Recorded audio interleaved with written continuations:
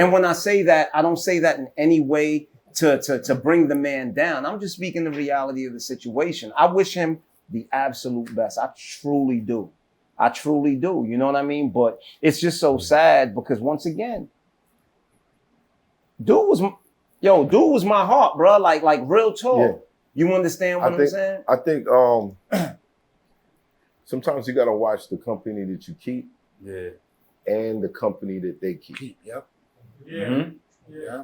And sometimes people don't see it coming. Mm-hmm. Yeah. Like I'll judge one of my mans off for who he brings around. Right. I'm definitely starting to do that. And I'll be like, yo, I thought I knew you, bro. That ain't you. Yeah, but this let me put you on to something. One thing that I've come to understand is you don't ever get between a man and his woman. It's true. I don't play those games. Like, I'm not feeling her, but that's your chick. You deal with her because I understand the ramifications of that, right? And although I don't agree with who she is and what she does, that can cause a rift between me and you. And if I got love for you, look, you'll figure it out later. Mm-hmm. You understand? But even more than that, once I realized that she was getting to him, I'm literally on the sidelines rooting for him. Like, nah, man. It's more love than that between me and you. I know you're not going to do this. Yeah. You understand? And if you do this, it's not for me to stop you from going there. Right. Because I need to see what you're capable of. And if that's what you're capable of. But you know what? I got to be honest. For one, I don't know if it's 100% guaranteed that that's something she caused or it was something that was always with her. I think it was both. I think there's a balance of it. I think that because I said that. Remember, I said that I think it also had to do with years of being in my shadow and just wanting to hear, nah, I'm on the same level as this, right? Because, you know, people used to refer to him as my little brother or whatever. And although I've always dealt with him with the utmost respect, you know, but I think that it was something that he felt he needed. And that's why I said I'm not mad at that. Was that a mistake on your part? What mistake? Of course. Was that something I could be accountable. I could be accountable and say that, yeah. To bring him out of your shadow and say, no. It's not my this is my guy. We started this together. I've always done that. But make it more clear when those examples came out. It's not. And I'm asking. And I'm gonna tell you why it's not, because I'm gonna tell you what I learned from him. Watch who you let sit in your throne, because people from a distance can't tell who's truly the king. Mm-hmm. So my mistake was actually allowing the people to see him as my equal. Not saying that he wasn't, but in the situation, that was not the case. So when I allowed him to sit in my throne, it gave him the power to lead the people into trying to destroy me. Was the mistake allowing him to sit in your throne versus him having his own throne and fortifying that?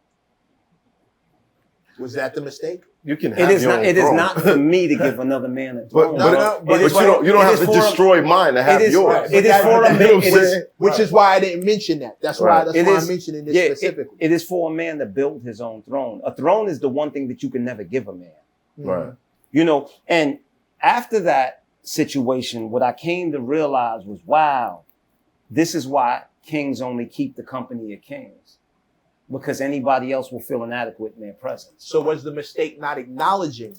Yes. That's the mistake. No, it wasn't not acknowledging. I'm just looking for I know. And I don't have no problem with this line of dialogue. I think people forget it was never that, because anyone that's here will tell you, yo, bruh, I treated that man as an equal. Right. But what it was is the people around me saw who he was and saw who I was, and treated us accordingly. And because of that, he felt the way. It never came from me. But it's different. It came from how he personally moved. Listen, yeah, it came from how he personally moved with everyone. Melo and LeBron, good friends. But LeBron is LeBron. You shouldn't take away from Melo, because Melo is Melo. Mm-hmm. But sometimes there's a Melo that wants to be LeBron secretly. And it could poison the situation when Melo should just be Melo. Yeah. LeBron. Yeah. And not to mention that When LeBron is working hard to get Melo as far as he can possibly get, you know, I'll tell you this. Another rift in the relationship was it came to a point, and he'll tell you this because even he has to be accountable. When we first started this, yo, bro, I was writing, directing, editing. I wasn't sleeping 3 days a week. We would come off set. I get to the crib. Yo, bro, is anybody gonna help me edit? Everybody goes to sleep while I stay up till the next morning. You know, and all he does is sit in his room and smoke weed, bro, and it's fine. But then it got to a point where now we're getting big enough where situations are coming, right? And people are like, yo, you're the worker. So we want to deal with you, right? So I come to them and I'm like, yo, look, bro, I'm going to create this other situation because I have these other scripts written and I'm going to do it with this other situation because ain't nobody helping me, bro. And I'm tired of putting in the work and then coming home and splitting the pie 4 ways. It doesn't make sense. When nobody's doing nothing, it's not making, and he's one of the 4 ways and he's sitting right here with me and I can. And let me add to that. Outside of that, he'll still take us with him to see if there's another opportunity for us to come along on the set, be the cameraman. He never left us out. I want to speak on that because it's like, I don't understand why so many people feel so entitled when, honestly, this man was holding the camera, writing the script, editing by himself, putting the situations together like that. That was a major problem for real. He's the boss, bro. Nobody wants to say it. He's the boss. We're working, and he giving us an opportunity. Take that opportunity, bro. Like, he put, hold on, now for real. He put us all in a position to sit here. So then I want to go full circle real quick. Leader, not the boss. Leader. You feel me? And he put us all in a situation to have moments like this. I've done countless interviews, Breakfast Club. Nobody was checking for me. You feel me? If it wasn't